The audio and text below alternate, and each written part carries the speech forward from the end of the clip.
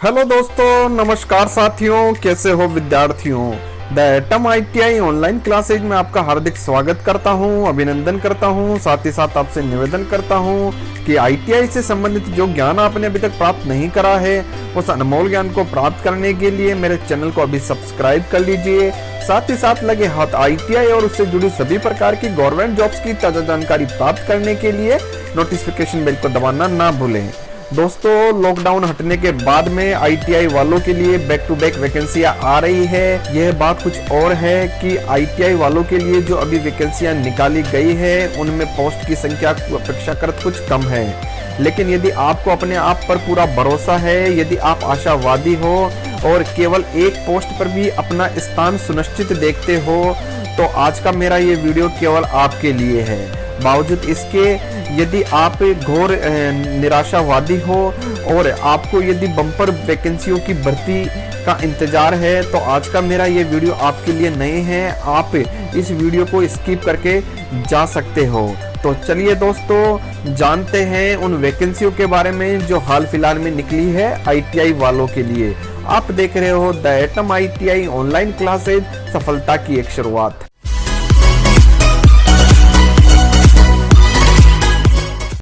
तो दोस्तों, आप देख पा रहे हो Himachal Pradesh staff selection commission का वो ऑफिशियल नोटिफिकेशन जो दिनांक 18/6/2020 को प्रकाशित हुआ है। और इसी ऑफिशियल नोटिफिकेशन में ITI वालों के लिए अलग अलग डिपार्टमेंट में भर्तियां निकाली गई है, जिनके फॉर्म भरे जाने की दिनांक 22/6/2020 जो कि स्टार्ट हो चुकी है। और इनकी लास्ट डेट जो है 21/7/2020 रहेगी।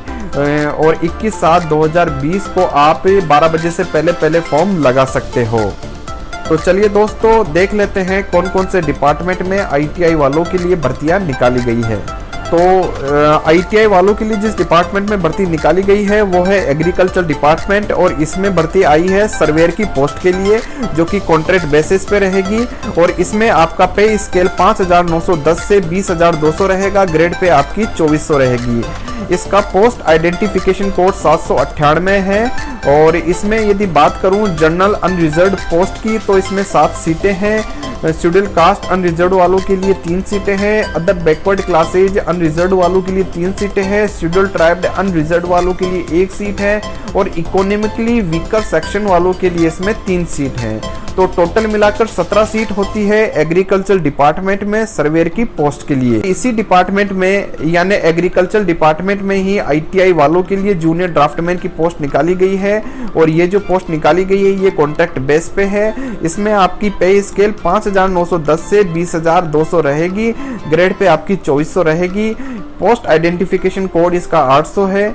जनरल अनरिजर्व्ड वालों के लिए इसमें 5 पोस्ट है। शेड्यूल कास्ट अनरिजर्व्ड वालों के लिए 3 पोस्ट है। अदर बैकवर्ड क्लासेज अनरिजर्व्ड वालों के लिए 3 सीट है।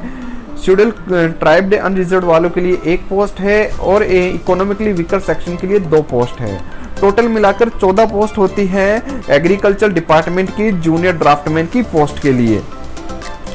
अब जान लेते हैं दोस्तों, ये जो एग्रीकल्चर डिपार्टमेंट में ITI वालों के लिए सर्वेयर और जूनियर ड्राफ्टमैन के लिए जो पोस्ट निकाली गई है उसके लिए क्वालिफिकेशन क्या क्या इन्होंने मांगी है। तो सर्वेयर की पोस्ट के लिए यदि बात करूं दोस्तों, तो आपकी 10th पास होनी चाहिए या फिर आपके पास में 10th के समकक्ष एजुकेशन सर्टिफिकेट होना चाहिए किसी भी मान्यता प्राप्त बोर्ड या यूनिवर्सिटी से।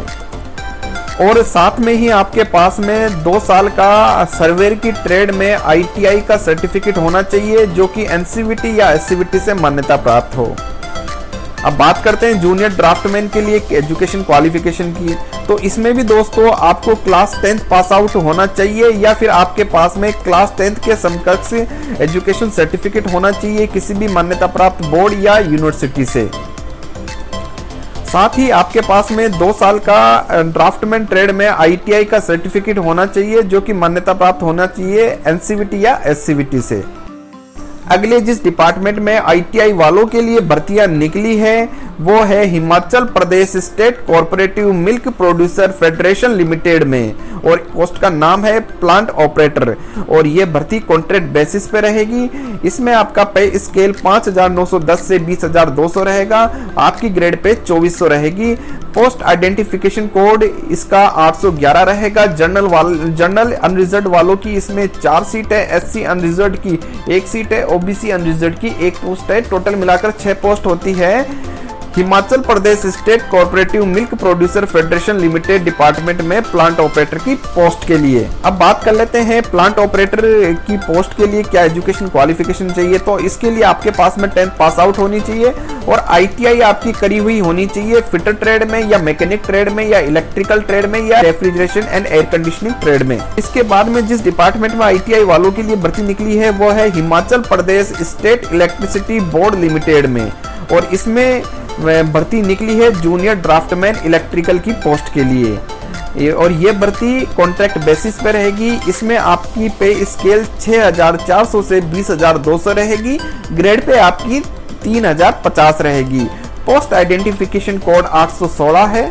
जनरल अनरिजर्व के लिए 3 पोस्ट है, ओबीसी अनरिजर्व के लिए 1 पोस्ट है, इकोनॉमिकली वीकर सेक्शन के लिए 1 पोस्ट है। टोटल मिलाकर 5 पोस्ट होती है HPCEBL में जूनियर ड्राफ्टमैन इलेक्ट्रिकल की पोस्ट के लिए।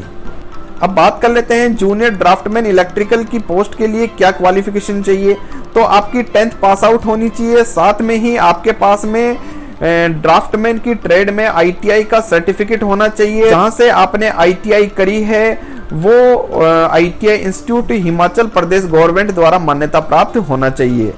इसके बाद में जो वैकेंसी निकली है वो निकली है Tata institute of fundamental research में, जो कि भारत सरकार का नाभिकीय विज्ञान एवं गणित का राष्ट्रीय केंद्र सम विश्वविद्यालय है। और इसमें यदि बात करूं आईटीआई वालों के लिए किस पोस्ट के लिए वैकेंसियां निकली है, तो इसमें आईटीआई वालों के लिए ट्रेड्समैन बी मिलर के लिए, ट्रेड्समैन बी फिटर के लिए, ट्रेड्समैन बी मैकेनिकल के लिए, वर्क असिस्टेंट इलेक्ट्रिकल के लिए और वर्क असिस्टेंट प्लम्बर के लिए भर्तियां निकली है। अब दोस्तों आइए जान लेते हैं ट्रेड्समैन मिलर के लिए, ट्रेड्समैन फिटर के लिए और ट्रेड्समैन मैकेनिकल के लिए पोस्ट जो निकाली गई है उसमें कितनी कितनी सीटें हैं। तो तीनों ही पोस्ट के लिए 1-1 सीटें हैं। इसके अलावा वर्क असिस्टेंट इलेक्ट्रिकल के लिए 1+1 यानी 2 सीट हैं और वर्क असिस्टेंट प्लम्बर के लिए 1 सीट है। अब बात करते हैं ट्रेड्समैन मिलर के लिए मैक्सिमम एज लिमिट 28 साल है, ट्रेड्समैन फिटर के लिए मैक्सिमम एज लिमिट 33 साल है, ट्रेड्समैन मैकेनिकल के लिए मैक्सिमम एज लिमिट 31 साल है, वर्क असिस्टेंट इलेक्ट्रिकल के लिए मैक्सिमम एज लिमिट 31 साल है, वर्क असिस्टेंट प्लम्बर के लिए मैक्सिमम एज लिमिट 28 साल है। आइए दोस्तों अब जानते हैं ट्रेड्समैन मिलर, ट्रेड्समैन फिटर और मैकेनिकल ट्रेड के लिए क्या पे स्केल है, क्या पे स्टेज है और क्या वेतनमान आपको मिलेगा। इन तीनों पोस्ट के लिए आपको पे लेवल 3 मिलेगा, पे स्टेज 1 मिलेगी और वेतनमान आपका रहेगा 32,177 रुपए।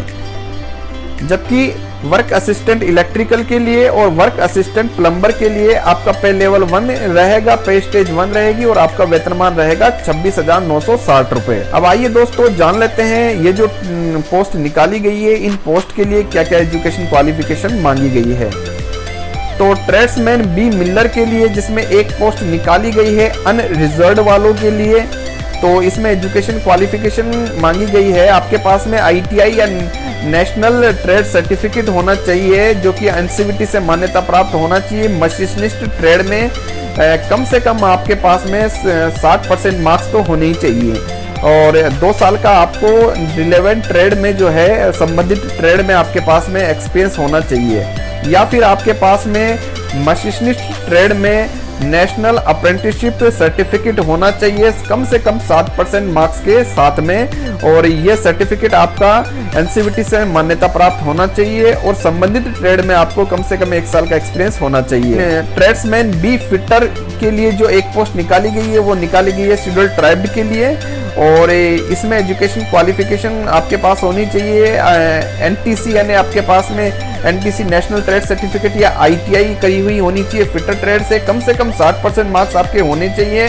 और ITI आपकी NCVT से मान्यता प्राप्त होनी चाहिए। संबंधित ट्रेड में कम से कम 2 साल का आपको एक्सपीरियंस होना चाहिए, या फिर आपके पास में फिटर ट्रेड में नेशनल अप्रेंटिसशिप सर्टिफिकेट होना चाहिए, और कम से कम आपके पास में 60% मार्क्स होने चाहिए, और NCVT से ये सर्टिफिकेट मान्यता प्राप्त होना चाहिए। कम से कम संबंधित ट्रेड में आपके पास में 1 साल का एक्सपीरियंस होना चाहिए।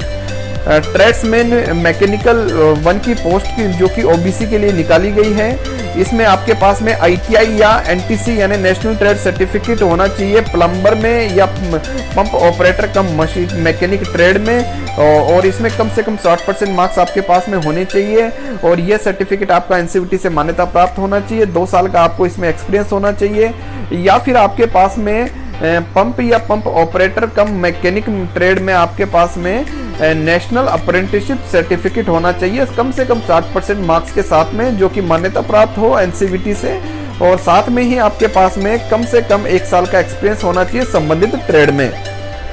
अब आइए दोस्तों जान लेते हैं वर्क असिस्टेंट इलेक्ट्रिकल की पोस्ट के लिए क्या एजुकेशन क्वालिफिकेशन मांगी गई है। तो वर्क असिस्टेंट इलेक्ट्रिकल जिसमें 1+1 यानी 2 पोस्ट निकाली गई है अदर बैकवर्ड क्लासेज के लिए। इसमें आपके पास में क्लास 10 आप जो है क्लास 10 पास आउट होने चाहिए और आपके पास में ITI का सर्टिफिकेट होना चाहिए इलेक्ट्रिकल ट्रेड में, जो कि NCVT से मान्यता प्राप्त होना चाहिए। साथ ही आपके पास में 1 साल का संबंधित क्षेत्र में एक्सपीरियंस होना चाहिए। वर्क असिस्टेंट प्लम्बर की पोस्ट के लिए क्वालिफिकेशन की यदि बात करूं तो वर्क असिस्टेंट प्लम्बर जिसमें 1 पोस्ट निकाली गई है अनरिजर्व्ड के लिए क्वालिफिकेशन मांगी गई है 10th पास, साथ में आपके पास में ITI का सर्टिफिकेट होना चाहिए प्लम्बर ट्रेड में, जो कि मान्यता प्राप्त हो NCVT से, और इसके साथ में ही एक्सपीरियंस आपको होना चाहिए संबंधित क्षेत्र में 1 साल का। इसके बाद में जिस डिपार्टमेंट में वैकेंसियां निकाली गई है उसका नाम है electronics corporation of India limited, जिसे ICA के नाम से भी जाना जाता है, जो भारत सरकार का एटॉमिक एनर्जी और एंटरप्राइजेस का डिपार्टमेंट है। इसमें नीचे दिखाया गया है कि संबंधित पोस्ट में आपको सिलेक्शन के लिए दिनांक 16/7/2020 को ECIL जोनल ऑफिस बेंगलोर आना होगा। जो पोस्ट आपको दी जाएगी और जिस जगह पर आपको पोस्टिंग दी जाएगी उसकी डिटेल नीचे दी गई टेबल में दिखाई गई है। तो आइए दोस्तों जान लेते हैं। तो पोस्ट का नाम रहेगा जूनियर आर्टिजन, जो कि कॉन्ट्रैक्ट बेसिस पे रहेगी। इसमें नंबर ऑफ पोस्ट 3 है, 3 संख्या है सीटों की इसमें, जिसमें से 1 सीट है अनरिजर्व्ड के लिए, 1 सीट है OBC के लिए, 1 सीट है शेड्यूल कास्ट के लिए। पोस्ट लोकेशन SSD या मैसूरू रहेगी। मैक्सिमम एज लिमिट इसकी 25 साल की रहेगी। वेतनमान आपका 18,070 रहेगा, और इसमें जहां पर आपको जो है सिलेक्शन प्रोसेस के लिए जाना है उसका एड्रेस दिया गया है, इस एड्रेस को आप देख सकते हो। अब बात कर लेते हैं जूनियर असिस्टेंट, जो कि कॉन्ट्रैक्ट बेसिस पे पोस्ट निकाली गई है। इसके लिए एजुकेशन क्वालिफिकेशन क्या चाहिए, तो इसके लिए आपके पास में 2 साल का ITI सर्टिफिकेट होना चाहिए फिटर ट्रेड में, और संबंधित क्षेत्र में या व्यवसाय में आपको कम से कम 1 साल का वर्किंग एक्सपीरियंस होना चाहिए दिनांक 31/5/2020 के अनुसार। आयु में जो छूट है वो 5 साल की दी जाएगी यदि आप शेड्यूल कास्ट कैंडिडेट हो, 3 साल की दी जाएगी यदि OBC कैंडिडेट हो, और 10 साल की छूट दी जाएगी यदि आप पर्सन विद डिसेबिलिटी यानी PWD कैटेगरी के हो। अब आइए दोस्तों जानते हैं ECIL डिपार्टमेंट में जो भर्ती निकली है इसका सिलेक्शन प्रोसेस क्या रहेगा। तो सबसे पहले जो इच्छुक अभ्यर्थी हैं उनको इनकी ऑफिशियल वेबसाइट www.ecil.co.in से इनका एप्लीकेशन फॉर्मेट या एप्लीकेशन फॉर्म आपको डाउनलोड करना होगा। इसके बाद में पूर्ण रूप से भरा हुआ एप्लीकेशन फॉर्म आपको सभी अपने ओरिजिनल डॉक्यूमेंट, जिसमें आपके डेट ऑफ बर्थ डॉक्यूमेंट भी आ जाता है, एजुकेशन क्वालिफिकेशन के डॉक्यूमेंट आ जाते हैं, और सारे आइडेंटिटी प्रूफ वाले डॉक्यूमेंट भी आ जाते हैं। उन ओरिजिनल डॉक्यूमेंट के साथ में आपको एक फोटोकॉपी का सेट और हाल ही में खिंचाई गई पासपोर्ट साइज रंगीन फोटो भी जो है वो दिनांक 16/7/2020 को 9:30 बजे से लेकर 12 बजे के बीच में सिलेक्शन प्रोसेस के दौरान आपको जमा करवाने होंगे यदि आपका सिलेक्शन हो जाता है तब। अब इसमें सिलेक्शन कैसे होगा, इसमें सिलेक्शन जो है रिटन टेस्ट के बिहाफ पर होगा। आपको एक रिटर्न टेस्ट देना होगा, रिटर्न एग्जाम देना होगा। उसमें जो भी आपके अंक बनेंगे उसके आधार पर मेरिट बन जाएगी और उसके आधार पर आपको जो है सिलेक्ट कर लिया जाएगा। इसमें आगे बताया गया है कि ECIL जो है, electronics corporation of India limited जो है, वो इस भर्ती को रद्द करने का, स्थगित करने का या आगे खिसकाने का जो है अधिकार रखती है। साथ में ही जो भर्तियां इसमें, जो वैकेंसियां इसमें निकाली है, उनमें मॉडिफिकेशन करने का भी या यानी बदलाव करने का भी अधिकार वो रखती है। बिना किसी सूचना के, बिना किसी कारण के वो ये बदलाव कर सकती है। किसी भी प्रकार का TA यानी ट्रैवलिंग अलाउंसेंस या DA यानी DLS अलाउंसेंस वो नहीं दिया जाएगा रिटर्न टेस्ट एग्जाम के लिए या प्रैक्टिकल टेस्ट एग्जाम के लिए। आगे जो भर्ती है ITI वालों के लिए निकली है, वो निकली है headquarter coast guard region में, और इसमें जो भर्ती निकली है वो निकली है फोर्क लिफ्टर ऑपरेटर की पोस्ट के लिए। इसमें आपका पे लेवल 2 रहेगा। 7 पे कमीशन के अकॉर्डिंग आपका वेतनमान 19,900 बनेगा। इसमें सिर्फ और सिर्फ एक पोस्ट निकाली गई है जिसकी लोकेशन भुवनेश्वर होगी। इसके लिए यदि क्वालिफिकेशन की बात करूं तो आपके पास में संबंधित व्यवसाय या ट्रेड में ITI का सर्टिफिकेट होना चाहिए और कम से कम आपके पास में 1 साल का संबंधित व्यवसाय या ट्रेड में वर्किंग एक्सपीरियंस होना चाहिए। यदि आपके पास में ये एक्सपीरियंस नहीं है तो संबंधित व्यवसाय में या संबंधित क्षेत्र में आपके पास में 3 साल का कार्य करने का अनुभव होना चाहिए। यदि आपने ITI नहीं करी है, ITI में ट्रेनिंग नहीं ली है, या फिर 3 साल का किसी भी रिकॉग्नाइज्ड इंस्टीट्यूट से संबंधित क्षेत्र में आपके पास में सर्टिफिकेट होना चाहिए। साथ ही आपके पास में हैवी ड्यूटी व्हीकल लाइसेंस भी होना चाहिए। 10th आपकी पास होनी चाहिए। इंग्लिश का आपको नॉलेज होना चाहिए। एज लिमिट आपकी 18 से 27 साल रहेगी और जो भी आयु में छूट दी जाएगी वो गवर्नमेंट ऑफ कोलकाता के नियमानुसार दी जाएगी। इसके फॉर्म जो है दिनांक 17 जून 2020 से भरे जा रहे हैं और इसकी लास्ट डेट जो है 17 जुलाई 2020 रहेगी। तो दोस्तों ये थी ITI वालों के लिए वो लेटेस्ट गवर्नमेंट वैकेंसियां जो हाल ही में एक के बाद एक रिलीज हुई है। वैकेंसियों की संख्या चाहे 1 हो चाहे हजारों हो, इन वैकेंसियों की सूचना और जानकारी आप तक पहुंचाने की मेरी रेस्पॉन्सिबिलिटी है। आज मैंने अपनी इस रेस्पॉन्सिबिलिटी को अपनी इस वीडियो के माध्यम से निभाया है और आगे भी निभाता रहूँगा। ये आप पर निर्भर करता है कि आप इन वैकेंसियों को किस नज़रिए से देखते हो। यदि आप इन वैकेंसियों को अवसर के रूप में देखते हो तो इस अवसर को आपको भुनाना होगा, और यदि आप इन वैकेंसियों को सिर्फ और सिर्फ एक संख्या की नज़रिए से देखते हो तो इस संख्या को आपको अवसर में बदलना होगा। आपको अपने आप पर विश्वास करना होगा, चाहे पोस्ट एक ही क्यों ना हो, आपको उसके लिए लड़ना होगा, आपको पोस्ट पर सिलेक्ट होना होगा। तो दोस्तों ITI वालों के लिए इस प्रकार की वीडियो मैं आगे भी बनाता रहूँगा। ITI वालों के लिए इस प्रकार की यूजफुल वीडियो आगे भी देखने के लिए प्लीज़ मेरे चैनल को अभी सब्सक्राइब कर लीजिए। गवर्नमेंट जॉब की ताज़ा जानकारी प्राप्त करने के लिए नोटिफिकेशन बेल को दबा दीजिए। यदि आज का मेरा वीडियो आपको पसंद आया तो प्लीज़ लाइक और शेयर जरूर कर दीजिएगा। मेरा वीडियो देखने के लिए बहुत बहुत धन्यवाद।